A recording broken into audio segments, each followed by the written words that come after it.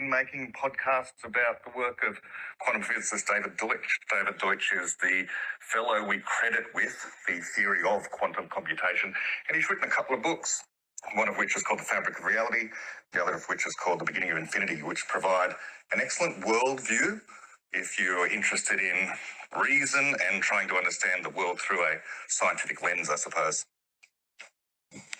So this is one of the great things about the internet.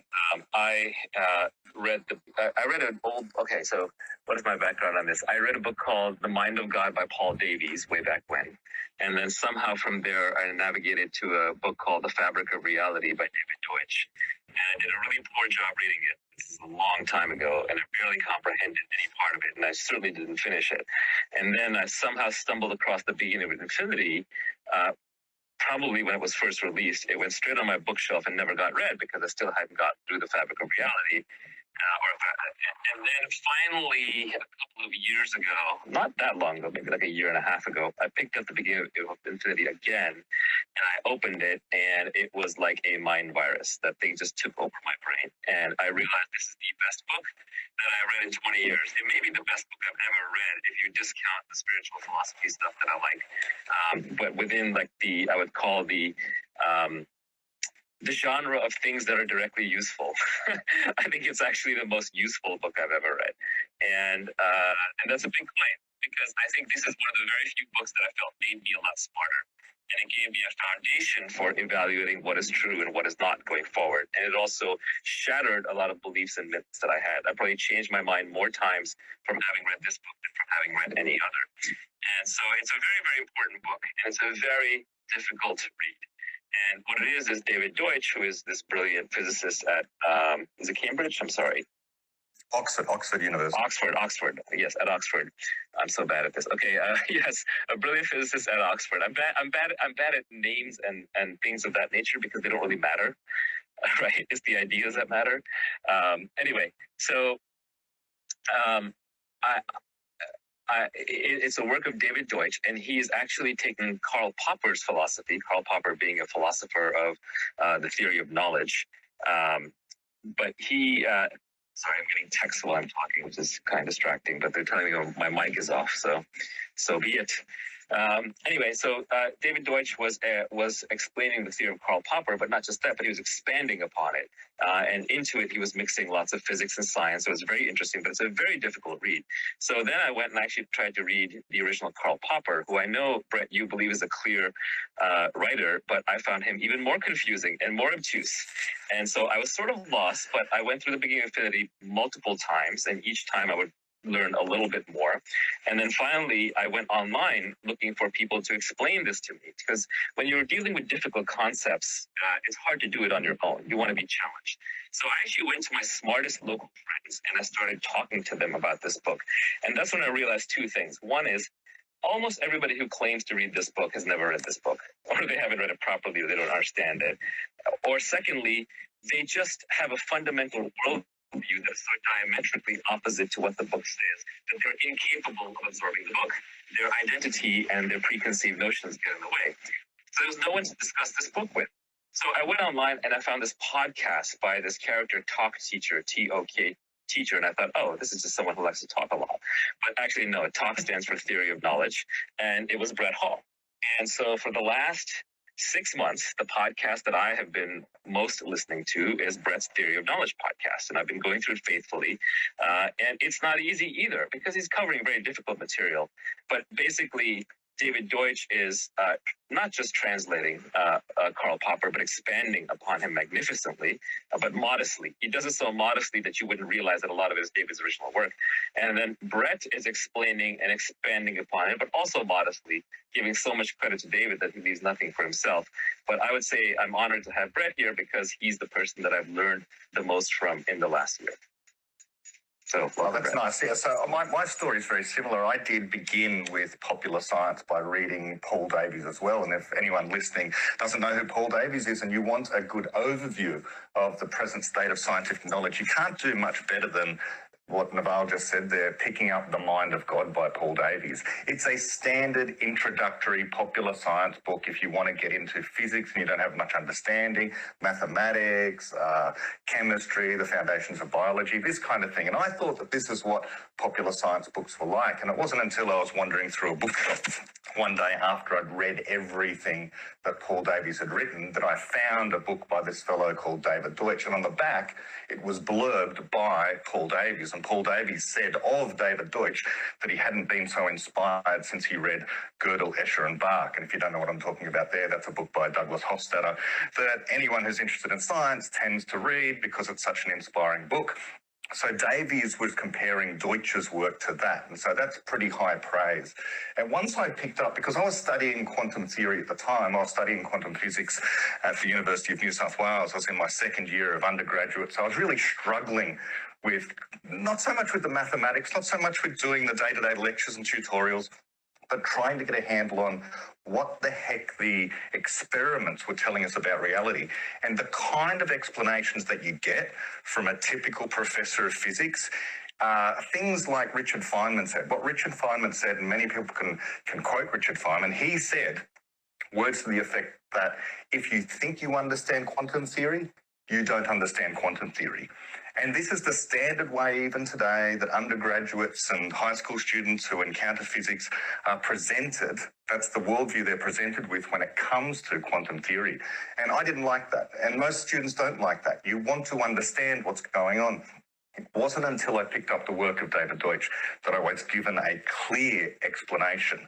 And the explanation, by the way, and this always astounds people, and it often causes them to balk at the entire idea of quantum physics, but the explanation is that we really do occupy something called the multiverse. The multiverse is a much larger ensemble of universes, somewhat in parallel. I won't get into the weeds of exactly what the theory is, but the main takeaway here is that once you've read the book and once you've read the theory of the multiverse, quantum theory then makes sense. And it also, despite the genius, the absolute genius of Feynman, it refutes what Feynman says about if you think you understand quantum theory, you don't.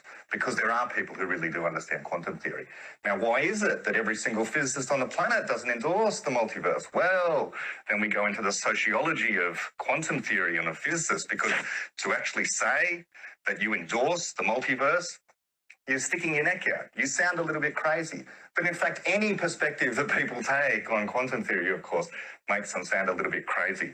It's just that the multiverse is the one that you are compelled by a literal reading of the equations of quantum theory to endorse. And so that's what really attracted me initially to David Deutsch. But once you start reading more broadly about this worldview and about the Popperian way of understanding knowledge, then you really start to have this sense of vertigo. Everything begins to fall out from beneath your feet and you become inspired about the way in which we can make progress in the world. And that is the part that it doesn't matter if you're a physicist or a scientist, an entrepreneur, a teacher, an artist, this idea that it doesn't matter what the area of life that you're interested in, that progress can be made and problems can be overcome. And it's simply by using our capacity to explain the world that we can actually improve things inexorably.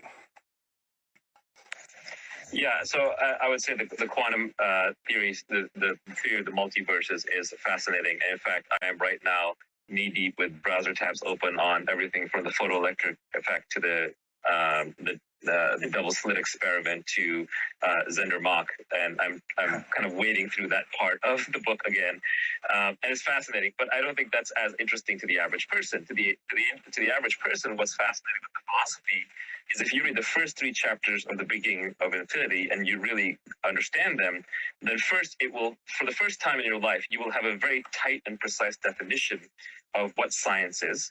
You will understand how human knowledge advances. You will have a basis for separating falsehood from truth from unknowable. You will understand why it is rational to be optimistic as long as we have free speech and Enlightenment era values. You will understand why we always are going to be able to create more resources and don't have to worry about the Malthusian trap. You'll probably revisit what you think about sustainability on this planet. You'll probably revisit what we think about humans as to how exceptional are we, how capable are we? Are we sinners? Are we creators? You know, what exactly are we? You'll probably walk away with a different view of AGI, artificial general intelligence, and if it's possible and where it's going. If you make it to later chapters in the book, you may decide that beauty is actually an objective concept and not a subjective concept, or can be in certain cases. You may rethink political systems. You may rethink child raising. So there are lots and lots of examples where his theory applies. And actually, as a side project, you know, Brett and I have sort of committed to try to figure out how to make some of these learnings more accessible to everybody else. But, you know, people talk about mental models. I've always given that idea short shift because I never thought that way. I never set out to read books to collect a bunch of mental models. That just seems too prescriptive, if you will, whereas in, you know, real life is more complex. But I guess people like to distill things down into abstractions, as I do as well. And they, you know, someone came up with, I think Charlie Munger and Peter Kaufman first did mental models in Poor Charlie's Almanac, and so then it became a meme, and now there's like, you know, Twitter gurus making a living selling mental models, and that's fine. But most mental models are actually really hard to pick up. Like, for example, there's the Nassim Taleb has recently popularized the mental model of ergodicity.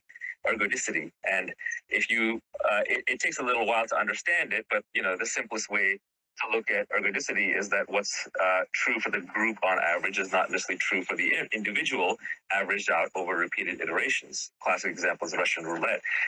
If 6 people play Russian roulette and if you live, you get $1 billion, then the expected value is 5, 6.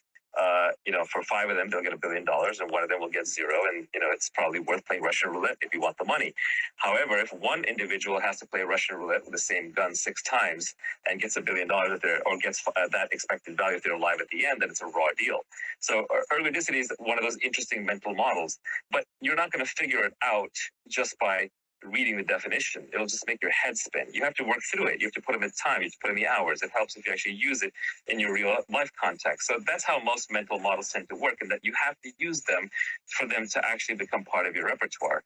And I will say that The Beginning of Infinity is the only book that I've encountered which has actually given me a whole bunch of new mental models to work with that I'm now struggling to incorporate into my everyday repertoire. So part of what I do is I try to explain them to people, and if I explain them to people, then I'll learn them in the process. Where would you start somebody? Sorry, go ahead. I was just going to say, one of the reasons that it does change what you're calling mental models, I think, is because people are educated in traditional ways of thinking which, to a large extent, make common sense, or at least have permeated the culture to such an extent that you're not going to be challenged by them. A simple example is the way in which almost the majority of people who have ever taken a science class, anyone who's been to school, and the majority of scientists themselves think that science works. They think that it works by the accumulation of more and more evidence in order to show that some particular theory is closer to true or nearer to being true. And this is false for a whole bunch of reasons, but if I could suggest one, and I think this is something you mentioned, Taleb. Taleb's also talked about this, and one of the reasons is because this is also, they converge, both Deutsch and Taleb converge on Popper. And the idea is this: let's say you're a biologist and you're making observations of birds, and the classic example is, of course, if you're in Europe, what you're observing over and over again is white swans. And so each time you see a white swan, supposedly, on this account, you become more confident in the truth of the theory that all swans are white. Now, all it takes, we know, once you go to Australia, you go to Western Australia, you go to somewhere else, there happens to be black swans. And this refutes your theory, which means that it can't be the case that repeatedly observing the same thing over and over again is what should make you more confident that your theory is actually true. And in fact, it's worse than that. It's worse than that because that's not what science is. Science is not simply about observing the same thing over and over again and extrapolating something like all swans are white, or extrapolating the sun will rise tomorrow. It's never about extrapolation. What it's about is explanation. Scientists aren't about cataloguing things like the colour of birds. They're about explaining what the features of a bird happen to be in terms of how they've evolved, what differentiates a bird from other kinds of vertebrate animals. This is what science is. This is what biology is. And this misconception that science is about the accumulation of evidence over time in order to allow us to make extrapolations leads to modern variants like Bayesianism. Maybe people have heard of Bayesianism. Bayesianism is a kind of mathematical means by which, I should say Bayesian epistemology is supposedly the mathematical means by which you can demonstrate using a number that you are 95% confident that your theory is true. Now, of course, you could apply Bayesian type reasoning to something like, let's take my favorite example, my go-to example is Newton's law of gravity. Now, prior to 1919, for many centuries, since Newton invented his theory of gravity, every experiment confirmed that Newton's theory of gravity was true, was correct. But we know now, and we can do experiments to show, Newton's theory of gravity, technically speaking, it's false. It's ruled out. There's a better theory. That theory is called general relativity. That's the theory that Einstein came up with space-time. Now, does this mean that Einstein's theory is now true? Absolutely no. It means it's in the same position that Newton's theory was prior to Newton's theory being shown false by an experiment, by a number of experiments. What we say instead, what the correct way of understanding science is, and in fact it doesn't only apply to science, it applies across all domains, is that we are searching for the best explanation, and that explanation represents reality in some way, but it's never the final truth. And that's a good thing. It's a great thing, it's an optimistic thing, because it means we can go on forever making progress. People who think that we can get there and actually have a final answer, they end up having a pessimistic worldview. They think we've already got all things neatly tied up into a neat little bundle, and therefore once we've got the final answer, we can be dogmatic and adhere to that one final answer, and everyone else will have to bow down to our authority. Right. And so this ties into a topic that is very important today, which is freedom of speech, because all truth-seeking systems work the same way. They work through, in science, you make bold conjectures, and they're subject to criticism by your peers and by experiment. In innovation, you do trials of trying out all kinds of different things, and then you have errors where nature gives you feedback. No, sorry, your airplane didn't fly, try again. In evolution, you have variation and mutation, and then you have natural selection. So we see in free markets, you have people making bold bets, which are a form of conjecture, and the market gives them feedback. In democracies, you have people passing policies, and if those are bad policies, then they get voted out of office. And the important feature here is the error correction mechanism, the ability to say, you were wrong, and to peacefully transition that theory or that person or that institution out and swap it for another one. And that's why free speech is critical, because you are never permanently right. You're only provisionally right until proven otherwise. And it's the nature of power-seeking people, and also just the nature of security-seeking people, to sort of lock in and say, no, this one we've got figured out. This is beyond debate. But that's literally what separates a successful society from an unsuccessful one. An unsuccessful society is one that says, we've got to figure it out. Confucius figured it out 2,000 years ago, or our scientists figured it out last year, and this cannot be challenged. This is done. We're done speaking of this, and let's move on to the next topic. And we all know topics like this. There are topics, non-scientific topics certainly, which are closed to discussion, and there are now even scientific topics that are closed to discussion. And that is the hallmark of stasis and failure. So if we want to be successful as a society, kind of all we need to do is just embrace error correction, constant feedback and error correction, which is required for any natural system to work.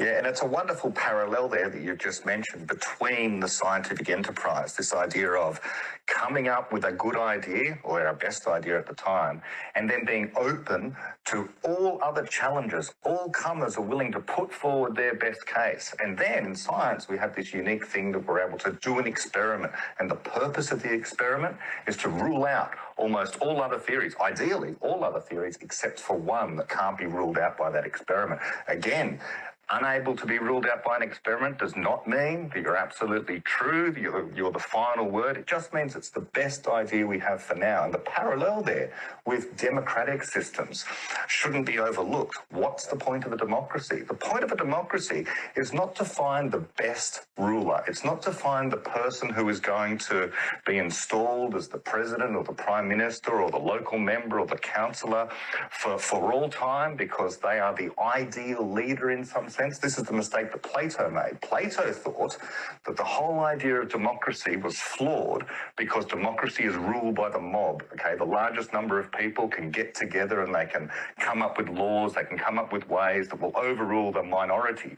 And so he thought, well, the only solution to that is you need to have philosopher kings. You need to have people who are powerful and wise at the same time, and they would be the ideal rulers. Today, we recognise, at least most of us recognise, that that kind of system has to be flawed in all sorts of ways. We don't want tyrannies. So instead, we have this thing called democracy. But what is it that makes democracy wonderful? What is it that makes democracy so powerful? Now, it's not that we end up getting the best leaders. We've seen that in recent times. It's not like we're electing the most ideal people. What democracy is a system for removing bad leaders when they arise. And this is why the great democratic systems have been working over the last few years. Many people would think that there's been terrible tragedies over the last few years about how democratic systems in the West have failed. But I would say that all the evidence is that we've been able to remove the people we want to remove, that what the majority want to be removed can be removed. And this works for both the leaders themselves and for the policies, that if the policies aren't the ideal policies, and they never will be, they can quickly be overturned. The only alternative to this is to have a system where you install a particular leader or a particular policy which cannot be changed. All democratic systems need to be judged on the basis that they make it easy to remove the leader or to change the policy without violence. So this is why I have this live observation that the populace should always oppose whatever both parties can agree upon. Because whatever both parties can agree upon is designed to perpetuate the two-party system. So, for example, if they're gerrymandering, which makes it harder for them to turn over, or if they oppose campaign finance reform because they're all on the take, or basically just hacking the system to leave themselves in power. And so whenever you see both parties agreeing on something, it usually has something more to do with power than it does to do with merit. You want that opposition. You want people to have clear-cut values that are in opposition with each other. You want to try out the different ideas, and then you want to vote out the ones that fail. Turnover is good. Yes, it's just like if you're inventing something, if you're starting a company, or if you're even trying to get good at something, what matters is not the number of hours you put in, it's the number of iterations. So obviously in a political system, if you iterate too highly, it's destabilizing. But whatever time period the politicians tell you is needed, you got to cut that down because their incentive is just to stay in power. Yes, we don't have access to the final truth, we should mention as well. We don't have access to this pristine source of knowledge. Instead, all we have are conjectures. It sounds like a dirty word, but in truth, what that means is guesses. All we can do is guess. But the more grand way of saying that is we have our own internal creative capacity to come up with a better idea. And that better idea can challenge whatever the status quo happens to be in terms of political parties, political ideologies, scientific theories, mathematical theorems. It doesn't matter what it is. The idea of creativity is the very thing which enables us to improve the world. And that creativity, really, it's about explanations. It's explaining your own situation that you're in personally, and it's explaining things on a civilization level as well. But it's about, ultimately, explanations. And it's what Deutsch would say is a hard-to-vary explanation. It's not just a random explanation that anyone could have come up with that has fictional elements within it. It's an explanation that is hard to vary because when it encounters reality, when it's tested against reality, there'll be ways and means of objectively judging it against that objective reality. And this is also how we do anything. If you look at children, how children learn is they're just constantly testing and trying new things. And they're just seeing what works. It's just constant iteration. If you have a toddler, one of the reasons why it's hard to deal with them is because they're testing the boundaries. They want to see what they can get away with. What are the maximum desires they can have fulfilled without any repercussions? And things that seem obvious to us as adults, like don't ask for that, don't do that. Toddlers want to test all that out. So as a parent, you're dealing with a little scientist who's always running experiments on you. It can be very painful experiments, but that's what they're doing. And so humans are just naturally built to form theories about how the world works, explanations about how the world works. And we do it all the time. Everyone's a scientist. You're always doing it all day long. You're trying to figure out what is the explanation that links together a bunch of different facts. In fact, one beautiful phrase that's used a lot in the book and in Brett's podcast is trying to explain the seen in terms of the unseen, right? That's what science is. An extreme example would be the Big Bang, right? We see cosmic background radiation, we see distribution of hydrogen versus helium in the universe, we see a whole bunch of other things, and we say, okay, this can all be explained by the Big Bang. But nobody's ever seen the Big Bang, and nobody ever will. So obviously it's an explanation that requires the unseen behind it to work, but we think it's a pretty darn good explanation. I mean, that's even true with the atomic theory of nature. Most of you have never seen an atom and probably never will. And even if you do, it's through a scanning tunneling microscope or electron microscope, then you have to have an explanation of the microscope itself and how it works. So we're constantly trying to stitch together the facts to try and explain things. And that's just what we do. And one of the things that this book does is it gets very rigorous about what a good explanation is and how you overturn an explanation, how explanations work. And as Brett said earlier, explanations aren't achieved through induction. It's not through Bayesian reasoning. It's not from just seeing the evidence pile up and saying, well, this has happened 1,000 times, and so the 1,001st time it's going to happen the same way. And instead, let's get into good explanations. Let's get into the tight definition. And maybe you can help correct me, because David sort of, David doesn't write for the layman. I know he wants to, but he doesn't. So the way I piece it together, and so I could be off, is I came up with a couple of characteristics. A good explanation, first, is, of course, is falsifiable. And I think most people stop there. Falsifiable means that there's some test you can run to see if it's true or false. It's not just something that cannot be tested. An example of something that cannot be tested is simulation theory. Right? There's kind of no test you can run to prove the simulation theory false, or religion, right? God did it. So it has to be falsifiable. The second thing is it has to make narrow and risky predictions. So it has to say, oh, this thing that you did not expect is probably true and is true, and you have to go and test that. And it has to be a pretty narrow, precise prediction. Obviously, mathematical is the basis in science, but just in general, if you believe you have truth, then that should be able to tell you something that you don't know, or something that somebody else can go and test. And the third piece is the explanation should be hard to vary. The explanation itself should be precise. You shouldn't be able to change after the fact, like, oh, well, that thing was off is because of this, or that explanation can't be muddled with many other explanations. But this is a very fuzzy understanding. David didn't spell it out that explicitly. Yes, so I would love to hear your description of what a good explanation is. Yeah, now that last point that you made there about hard to vary is the most important point. Now, if anyone listening knows anything at all about Karl Popper, typically what they know is that he was the guy who came up with falsification. People struggled for millennia, certainly for centuries before Karl Popper, in trying to figure out a way of delineating science, differentiating science from every other domain of inquiry. And so what Popper's genius was to figure out that, well, what we're actually after in science is falsifiable theories. Now, in fact, David Deutsch's great contribution is he took that a step further, because he recognized that, in fact, there's a whole bunch of falsifiable things that don't count as science. I'll give you two very simple examples.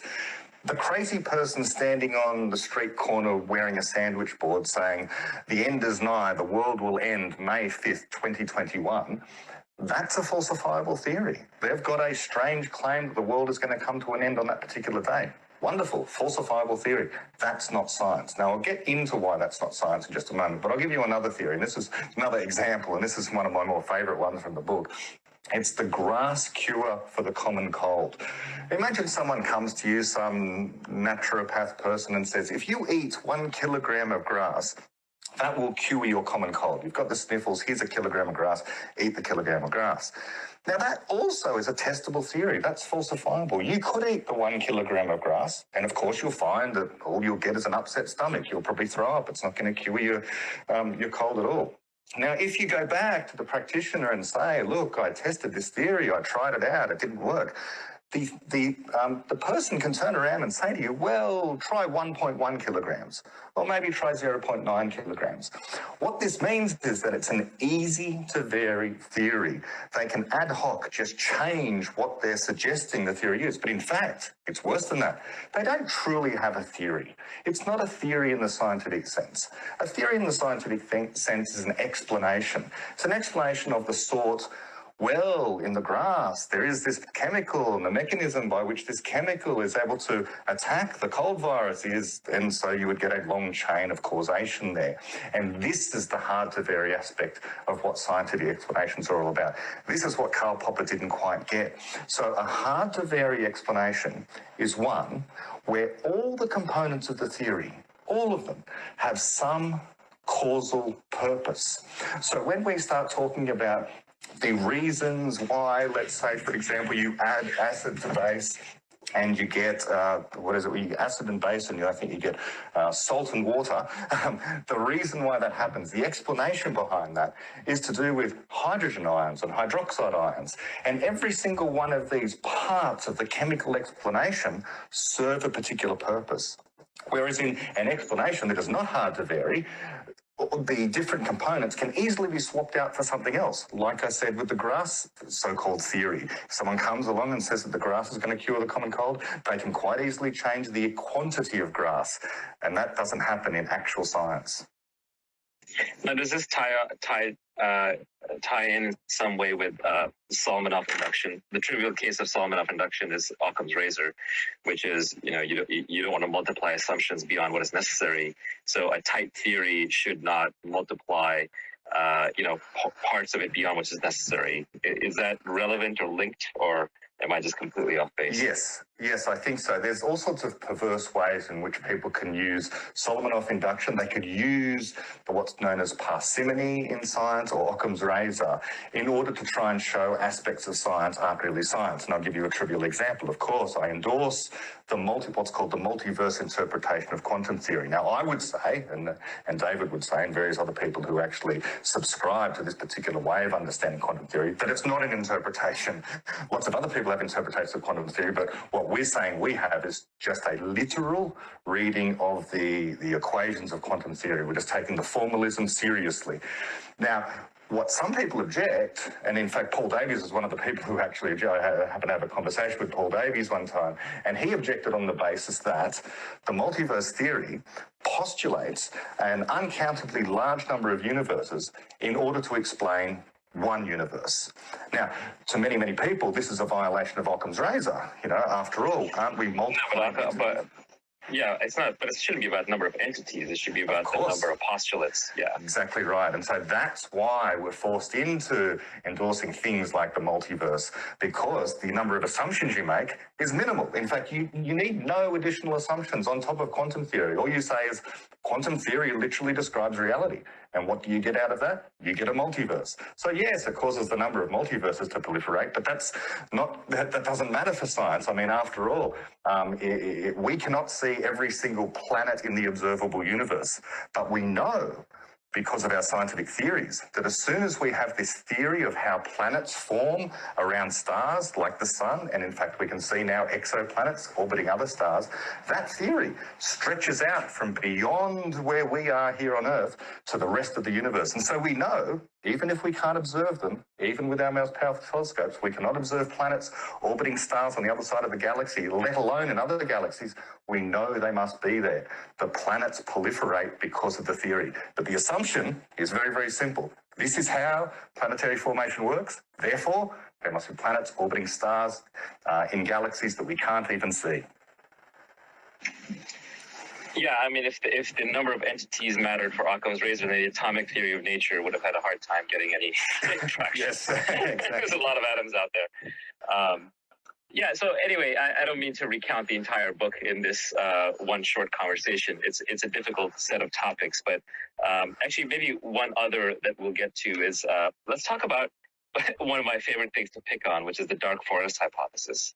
And let me explain this for people for a second. So there's a book, there's a trilogy by, I believe, Cixin Liu. I'm going to say that name horribly, but very famous Chinese science fiction author. And it's a trilogy, and it's about, it's a physics-based sci-fi thriller. And in the middle book, which is called The Dark Forest, there's sort of this stipulation. By the way, if you want to read the book, you should probably leave the podcast now or the Clubhouse now or turn it off, because I'm going to go into spoilers. There's a theory that there's lots of alien races in the universe, and it's not a multiverse construct, but it's a universe construct. And there's lots of aliens out there. And he tries to answer the Fermi paradox, which is, if there's so many Kepler planets and so many habitable planets, where are all the aliens? If the universe is so large, where is everybody? And the author's proposition, which is good for sci-fi, but I think bad game theory, is that, well, they're all hiding, and the reason they're hiding is because there's a finite amount of resources in the universe, and every spacefaring civilization eventually, like bacteria, just breeds and breeds and breeds until they run out of resources. So they always want more and more resources, and so the moment they see another civilization light up anywhere, in any possible way, they immediately destroy it. They just send the equivalent of a interstellar nuclear missile and wipe out the other civilization from a long distance. And this is happening all the time because you want your civilization to take over the entire universe and use all of its finite resources. And so there's a zero-sum game, a struggle for finite resources going on. And so it's like a dark forest. You're walking around at night in a dark forest and you're trying not to step on a twig because a predator will kill you. And if you hear somebody else step on a twig, you immediately fire a shot in that direction, hoping to kill whatever the heck that thing was before it kills you. And that's the dark forest that we live in. And a lot of people are enamored by this. Pessimistic science fiction remains in vogue, and pessimism remains in vogue with smart people. And they fall into this trap. But I would posit that this is just a Thomas Malthus trap all over again, which is we have too few resources and we're all going to die and we're going to run out of them. And when I read the book, I knew this was wrong, and I knew it was wrong on multiple levels, and I can give you a couple of them. But David Deutsch kind of brilliantly dismantles this argument without even addressing it directly. He never brings it up. But in The Beginning of Infinity, he lays the groundwork for why this has to be completely false. But the way I thought about it is, like, first of all, the universe is not short on resources. The universe is incredibly large. There are a lot of resources out there. In fact, what it's short on is knowledge and cooperation. Any spacefaring civilization that can get off the planet, that can develop the technology to get off the planet, first of all, has to learn how not to destroy each other. So they have to be cooperators by nature. They can't just be zero-sum game players. They have to build knowledge. And when you build knowledge, the scarcity is ideas. In fact, one of the brilliant things in the book is David defines wealth as the repertoire of physical transformations available to you. It's a brilliant definition. I encourage you to think about it, especially on a societal level. The repertoire of physical transformations that are available to you. So you obviously want to increase that repertoire of physical transformations. And to do that, you need ideas. And for ideas and knowledge and scientific theories, you want trade. If you look at human history, yes, there was war, but as soon as people encountered each other, there was also trade. And today, we're much more of a trading society than a warring society. We are in far fewer wars than we are in trading partnerships. And in fact, if you encountered an alien civilization, the first thing you would want from them are ideas. The first thing they would want from you are ideas on how to make better use of the raw resources available in the universe. So I think that is the most powerful argument against the dark forest hypothesis. There are a bunch of others, by the way, which is that you start broadcasting radio waves as a civilization before you're even aware of how to get off the planet, or that you can. And so the idea that you can somehow stay quiet and hide in this dark forest is nonsense, because the first thing you do is you build a fire, so you're immediately noticed, if anyone was going to notice you. So that's another problem with dark forest hypothesis. But I think the key one is that the scarcity within a species, across the stars, everywhere, is going to be knowledge. Yes, and this answer to the Fermi paradox, I mean, there are many ways in which we can have a reasonable scientific understanding of what the responses to the Fermi paradox might be. I won't get into my hobby horse. I think I did an hour just of me sort of free-forming on one of my podcasts recently about all the ways in which there could be good scientific reasons why there, in fact, are not intelligent aliens out there. Someone has to be first. Maybe we're it, but I spoke for an hour about that. I won't go into it it now. But what you've said there is very important about, let's say there are intelligent aliens out there. Let's say the universe is teeming with these civilizations. Well, we believe in objective progress. We believe there is a direction towards things getting better in the universe. Now, we can see this quite obviously with technology. You know, computers get better year after year, cars get better year after year, our scientific understanding gets better year after year. It's not like we can hold morality in a retarded state, in a stupefied state, separate from our progress in mathematics, science, technology. If you're making progress in those other domains, you are going to be making moral progress as well. If we encounter aliens on the other side of the galaxy who can actually traverse the galaxy and, you know, faster than the speed of light by some technological means that we don't know, their morality is also going to be streets ahead of ours. If we're concerned now about other species on the planet, they're going to be even more concerned about other species in the galaxy than what we are. They will regard us as being moral midgets. They will think that they have a lot to teach us in terms of science, but also in terms of morality. And they're not going to be genocidal and wanting to wipe us out and to take all our resources from us. But not only for those reasons, not only because morally they'll be superior to us, if they're superior to us in their scientific understanding, but also because, and this is a poorly understood point, that nothing is a resource absent the knowledge that enables us to use it as a resource. Let's take, for example, pitchblende. Pitchblende is this rock. It's in the Northern Territory of Australia. Prior to the understanding of nuclear physics, that rock was a useless rock. I mean, it was just sitting there in the ground. No one had any use for it whatsoever. Then someone figured out nuclear physics. Well, a bunch of scientists, of course, figured out nuclear physics. Then they figured out nuclear reactors. Then they realized they needed uranium in order to generate electricity and bombs and various other things that they might use radioactive materials before. And then pitchblende, the ore, became an actual resource because we had the knowledge of how to use it. There's a funny anecdote that David talks about in The Fabric of Reality at some point about this element, europium. You can look up europium on the periodic table. It's a very rare earth element. Anyway, if you think back to prior to flat screens, what we had were cathode ray tube colour televisions. And we knew that in order to have a colour television of the old style, you needed 3 different coloured pixels, one of those coloured pixels had to be a red pixel. Now, the only way, and the physics is unarguable, the only way to make red is to use this chemical called europium. It's just fortuitous that if you put an electric charge through gaseous europium in a pixel, it will glow red. And it happens to be the case that no other element on the periodic table does that. There is no other option. And the amount of europium that exists on the planet Earth is finite. And scientists at the time realised that, well, we're using up all the europium in order to make red pixels inside these cathode ray tubes. This means we will only have colour television sets for so long, because once the europium runs out, we can't have red pixels. Therefore, we can't have coloured television screens. But we all sitting here right now, we know that's absolutely ridiculous. Of course it is, because we're not using cathode ray tubes. Now, this is not the message of here. This should be clear. For any resource that's finite, it's not like we're going to reach a point where, if that resource runs out, there's going to be catastrophe. It's going to be the end of something or other. What do humans do? They use their creativity to understand that some other piece of hitherto useless piece of matter can be used as a resource to replace whatever the thing is that might be finite. For any given resource, it's finite. But resource. So as an aside, this is the single most common way that people become public intellectuals. They basically say, we are running out of X. And sometimes it's oil, sometimes it's oxygen, sometimes it's europium, sometimes even Charlie Munger was saying, we're going to run out of fertilizer because we don't have enough nitrogen. Malthusian, we're going to run out of all these different resources and we're all going to starve. Paul Ehrlich, population explosion. In fact, it even Mike Murray talks about running out of water in California, right? And it even stretches further than that. We're going to run out of jobs. We're going to run out of money.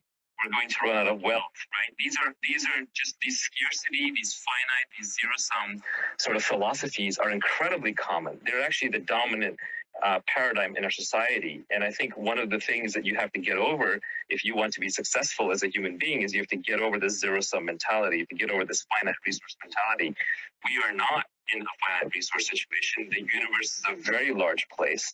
There's an infinite amount of raw material out there. The only thing that prevents us is using knowledge to progress, to convert those raw materials into whatever we want. And yes, some of it may seem incredibly fanciful, like how are we going to solve CO2, but we've always been able to invent technology. What we have to do is basically just push good ideas forward, not stamp ideas out, let people experiment. And, you know, there's the knowledge, if you don't get there, in fact, I think Deutsch says it's like the only real sin is a lack of knowledge, right? Or it's like the closest thing to it, or is preventing error correction from letting us create the knowledge that we want. As long as we can find the knowledge, we can solve the problem. He goes into Spaceship Earth. This is going to be very controversial. Spaceship Earth, right?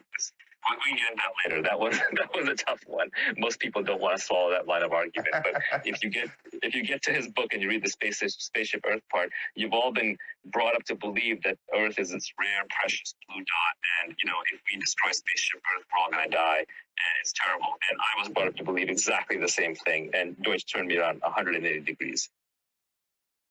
Yeah, and what you said there about really having this forward-thinking, optimistic view of reality. If you want to be successful, to understand that all we need, that the real shortage in our world is a shortage of knowledge, a shortage of creativity. If you want to be successful, understand that resources are always going to be there. You don't need to be a pessimist and think the world is coming to an end, because our knowledge will solve the problem. That's the lesson of history. However, there's one exception to that rule. If you want to be successful within the traditional academic university context, absolutely, you can do your PhD on resource X, Y, or Z, or some other pessimistic area, saying all the ways in which the world is about to come to an end, or all the ways in which industry is about to be depleted of a particular resource, and therefore the capitalist system needs to be overturned, and therefore we're all going to be poor soon, and therefore we need to hand over our rights and our money to the government. Well, then you can get a reasonably good position at a university, because that's precisely the kind of thing that traditional academics are paid to do. They're paid to identify the problems, which anyone can kind of do, but they're not really rewarded for coming up with the solutions. That's found outside of traditional academia. And so instead of having a problem-focused vision of the world, have a solution-focused vision of the world. And the subtle difference there is the solution focus does require you to have a good understanding of the problem. It doesn't mean that you dwell on the problem and then promote the problem and all the ways in which the problem, if we don't solve it, is going to cause the end of the world. And we can all think of problems right now that governments and scientists are very, very animated in telling us that are about to cause terrible destruction to the economy, to the environment, and various other things. But if they had a solution focus, then they could talk more often about the solutions that are there on offer, rather than all the ways in which, again, we have to hand over our money, we have to hand over our rights to the government, who will look after us in some way. So yeah, as an example, Moderna's vaccine for COVID-19 was ready to go on January 13th, which was about over a year ago, January 13th of last year. And so we didn't do human challenge trials because medical ethicists objected, and because all of this now is being done in the public domain thanks to social media, so fear spreads more easily, and it's hard to solve the so-called trolley problem.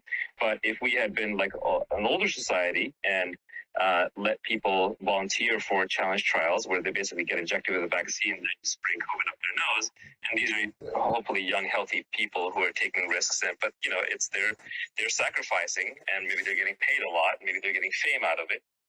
For the rest of society, we could have had a vaccine 6 months sooner. And what would have been the cost of that? But it's a certain pessimism that seems to infect society that actually has actual huge repercussions like this. If you're too scared, you give up all your rights, you give up all your power, you slow down your innovation, you start believing in science as opposed to being critical about science and doubting everything and thinking it through for yourself. And as a society, you get held back, and there's a real repercussion to that. Yeah, and so this is one area that you would certainly be far better across than what I am. But what I am aware of is that as soon as you begin to regulate any particular industry, that's when the progress slows down. Areas which are not regulated, for example, I know something about smartphones. Okay, smartphones tend not to be regulated. It's not like the government is in the business of generally producing smartphones, and for good reason. They're incompetent. But we turn over certain other areas of human knowledge creation to them, and we allow the government arbiters to come in and to try and make regulations for our safety. And this is true of pharmaceuticals. Now, a lot of people might think, well, very true, we need to have government regulation of pharmaceuticals. Otherwise, won't those evil pharmaceutical companies start putting poisons out there? Well, no, of course, customers. It's a really bad business plan to poison your customers. That's a good way to ensure there's going to be no return customers. Yeah, in fact, anyone can see the bungling of the FDA and the CDC trying to make their own test kits, banning private testing, preventing in-home instant tests. Even to this day, I know people illegally buying in-home antigen tests because the FDA has not authorized using them outside of your doctor, when they're actually quite helpful and quite safe and reasonably accurate.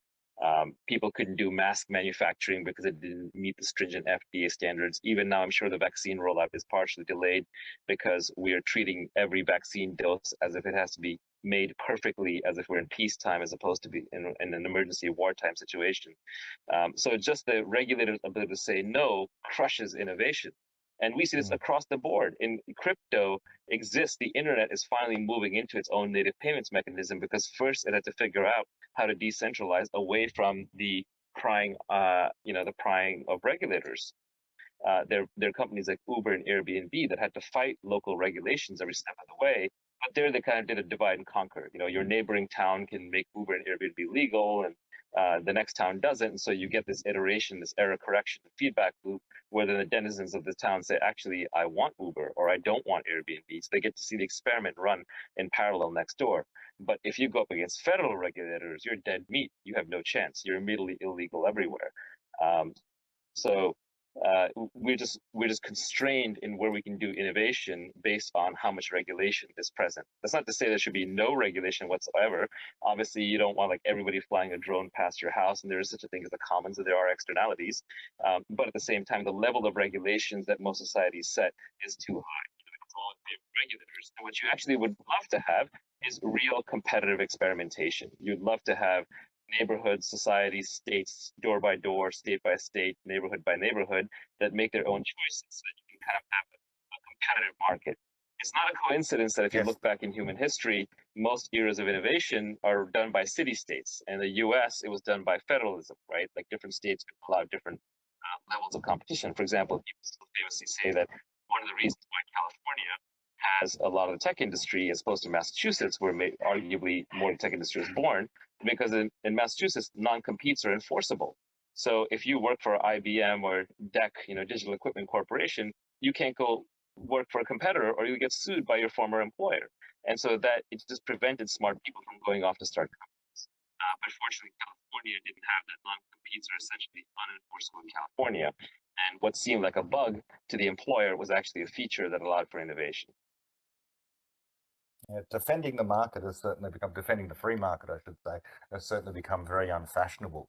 I hear a lot of people, I hear a lot of other podcasters that I would otherwise respect saying that, well, the free market can't solve problem X, and so therefore there's some inherent flaw with the free market. But I regard the free market as being something similar to science. Science doesn't have the solutions to all problems. Quite right, it doesn't have. That's the whole point of science. It's an engine for finding solutions. It's not an engine for producing the final solution. And in the same way, the free market is there in order to find solutions for the needs of people. It's not going to be perfect. If it was perfect, then we wouldn't need a free market. We would just instantiate those perfect things that we all know happen to work. But that's never going to be the case. It's been tried and it's failed before. Yeah, people sometimes complain about how the markets, for example, look at the stock market, seems to get some things wrong. Well, it's volatile because it's absorbing all the information as it comes in. And as markets become more efficient, they become more volatile, not more stable, because they're responding more and more quickly to more and more nuances and information happening in real time. So just because markets are incomprehensible to you doesn't mean they're not working. In fact, it's a clear sign that they're working, because if they're comprehensible to any single individual, we wouldn't need the market to give us the answer. And it's very important to distinguish between a mob of people demanding something versus a market demanding something. Just because it's a group doesn't mean they're the same thing. So the way I think about it is that a group of people who are herding together, who are using social proof, who are doing something because other people in the group are doing it, that's a mob, and they're almost always wrong. Whereas a group of people who are acting independently, each making their own independent decision, and then you're collecting their independent decisions together to figure out the answers, that's a market. And that's what you get, for example, in voting or in the stock markets, whereas mob is what you get on Twitter. Yeah, and this is where this idea really brings everything together. The idea that with knowledge creation, what we're about is error correction. So within science, what we're trying to do is to correct our errors in the theories that we have, the explanations that we have. And each time we do correct errors, that enables us to make progress. And there's a perfect parallel there with the market. When the market apparently goes wrong, when there's a correction, it's called a correction for a very good reason, because there was something wrong there. The market is not a way of getting perfect economic progress or economic progress every single day. What it's going to do is trial things out in the same way that the scientist in the laboratory is going to conduct an experiment. They're going to try something out for the first time. It's going to fail. That's part of the process. So too, obviously, with innovation in entrepreneurship, you're going to try something and it's going to fail now and again. And that's just part of the process of making headway, making progress across any domain. As I like to say, the waste paper basket of the musical composer should be full. It's all the times they've tried and failed, but they're aiming for something objectively better than what went before. And it's only by embracing the failure that you're able to enjoy the success when it comes. So I'm going to have to go to bed soon, but let me give kind of the grand unifying theory here of how this can improve your life, which is, and for those of you who are already aware of this in the audience, apologies, but it's good to try and stitch things together. Basically, become an error correcting machine in everything that you do, and always embrace error correction, especially when the feedback is from markets and from nature, because that's valid. Feedback from other people, not so much. It may be mob feedback, but if it's from people making independent decisions, that's a market. If it's from nature, then that's infallible, because that's nature, that's reality. And so error correcting in your politics means that you should always be looking to support turnover of incumbents, of voting the people out of office, changing your mind based on how well their policies have performed. Error correction in science is you should be looking for people who are open to conjecture and criticism. If they're not open to criticism, if they're saying believe in science, that's not science, that's religion, but using the name of science. And instead of using the robes of a priest, they're using the white lab coats of a scientist or a so-called scientist. And in your own personal life, you should if you want to get good at something, you just iterate at it. You just try doing it as many different times as possible, but it's not the number of hours that you can put in, it's the number of iterations. So always just change the how you do it slightly. For example, if you're learning tennis and you're just brand new at it, just try all kinds of different things. Don't just do what your coach tells you to do. One moment you're focusing on your swing, the next moment you're focusing on your footwork.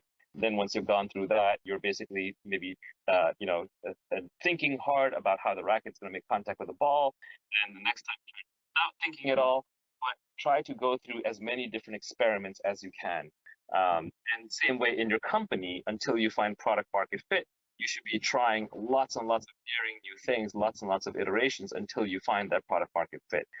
Almost all of truth seeking, without exception, is about fast iteration and error correction. So you have to be very honest with yourself. You have to be honest with your team. You can't have too strong of an attachment to what happened in the past. You can't have an identity baked into it. You can't be afraid to look stupid. And one of the things that I always try and do is, like, Brett is up here. Brett is way smarter than me at physics. Way, way, way smarter. Orders of magnitude. I have already said things that I'm sure made him cringe, and he's being kind, but I don't mind him contradicting me. I want to learn it. And the only way I'm going to learn it is by being a beginner and putting myself out there. And so I can't have this idea that, for example, that I'm good at physics because there's always somebody like Brett out there. So you kind of have to go back to a beginner's mind You have to start over, and you just have to be willing to be proven wrong. At the same time, you have to be able to look at your authority figures and say they're wrong. Like Brett talked to Paul Davies. Davies is a godlike figure in physics.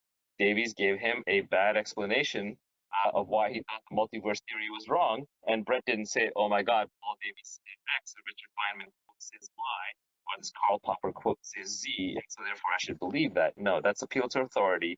That's a complete fallacy. It has to make sense to you. If it doesn't make sense to you because you don't understand it, then sure, make the effort to understand it. But if it doesn't make sense to you because it's possibly wrong, then who cares who said it? In fact, the more it matters who said something, the less the thing itself actually matters, right? That's common sense. The more it matters who the speaker is, the less the content is relevant. I think that's a good lovely content stands on its own. I think that's a lovely way to put a capstone on this conversation, is the Latin motto of the Royal Society, and I know you like this one, nullius in verba, which means I'll go check my profile. For it. Yeah, check my there you go. Clubhouse profile. That's exactly what it says. Yes. And it works. And it works across every single domain. It's simply an admission that you can question authority. You may not always reject authority, but it's a good rule of thumb to apply in your own life, to apply when you're watching things in the media, when you're listening to a scientist, that just because the person is credentialed, that just because the person has higher status than you in some way, or actually has some sort of state authority, some sort of badge, does not mean they know better. It doesn't mean you always have to get into a stand-up argument with that person at that point in time. There might be better times and places in which to walk away and calmly think about what the person has said, but simply having credentials doesn't make you right. And simply being a person who's straight out of high school, who otherwise doesn't have a particularly expensive education behind them, doesn't mean that you can't come up with a better idea than anyone else has actually thought of up until this point. But that being said, don't fool yourself. An opinion is not a good explanation. A good explanation is falsifiable, is hard to vary, and makes risky and narrow predictions. That's it. With that, we're out of here. Thanks, everybody. Good night. Bye-bye.